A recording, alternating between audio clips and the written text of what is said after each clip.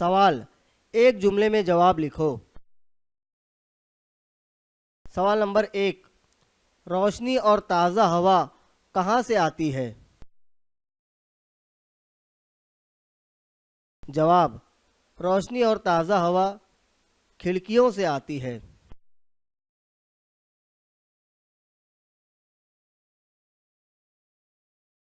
सवाल नंबर 2, घर का फर्श कैसा है? जवाब, घर का फर्श पक्का है।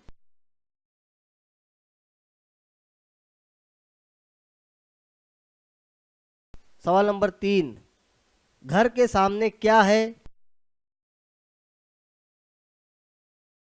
जवाब, घर के सामने नीम का दरख्त है।